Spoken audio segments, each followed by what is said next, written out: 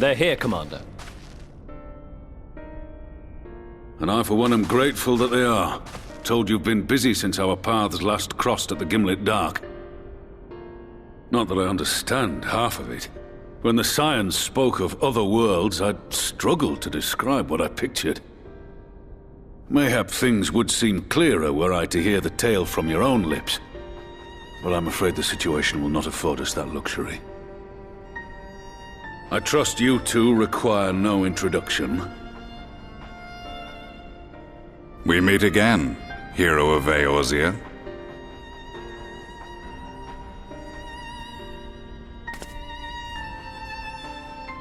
Must we repeat this ridiculous display? I pose no threat to you, though what I come to warn you of very well might. Had he meant to do us harm, I hazard he would have kept to the shadows, and brought more than 2 companions. We need not pretend to be the best of friends, but I hope we can put aside our differences for the present.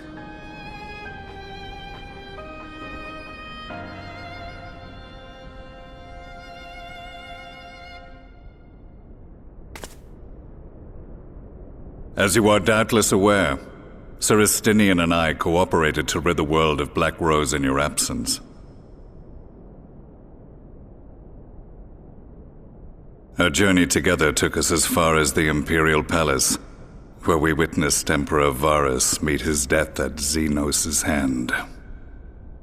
Being the sole witnesses to this crime, and in no position to defend our innocence, we were then forced to flee, each pursuing his own avenue of escape.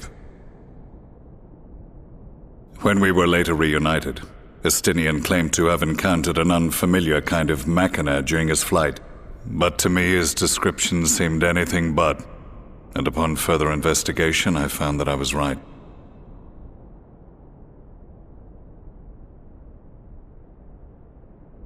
The Empire is developing a new Ultima weapon.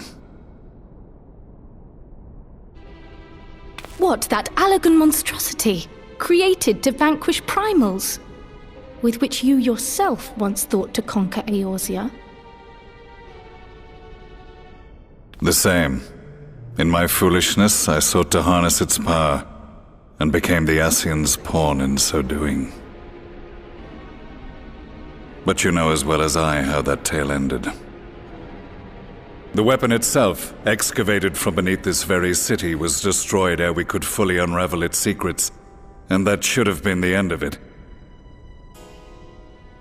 But unlikely as it sounds, the Empire's efforts to recreate it have somehow borne fruit, primarily through secret research conducted by the 7th Imperial Legion, it would seem. Wait, the 7th was all but annihilated at Cartano, along with its legatus.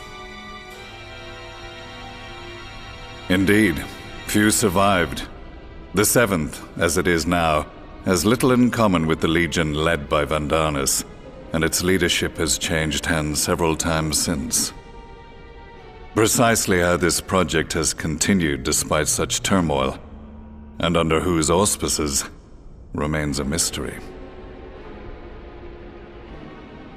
What we do know, however, is that a number of prototypes have been produced, and that one of them is on its way to Eorzea.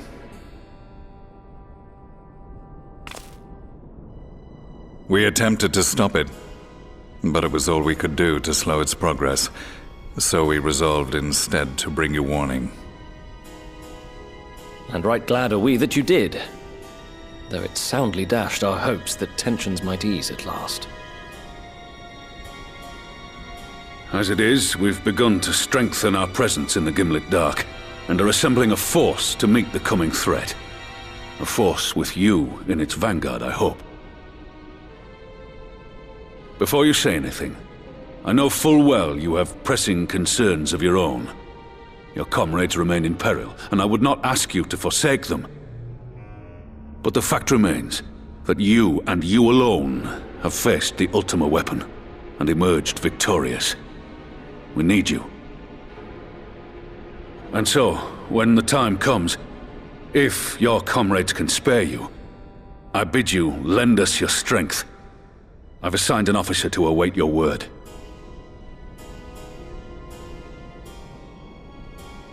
The Ascian's downfall was to be the work of my remaining days, but it was my hand that kindled these flames, and I cannot allow them to spread any further.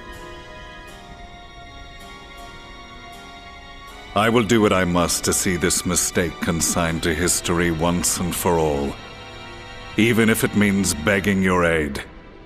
The Fates will enjoy the irony, even as I endure the ignominy.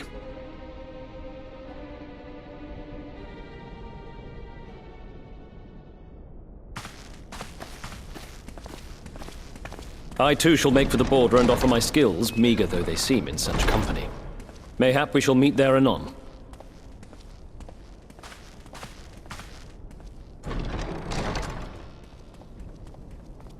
Though we can ill afford to ignore the coming of a new Ultima weapon, our friends' plight grows ever more precarious, and none save you can join them in the first.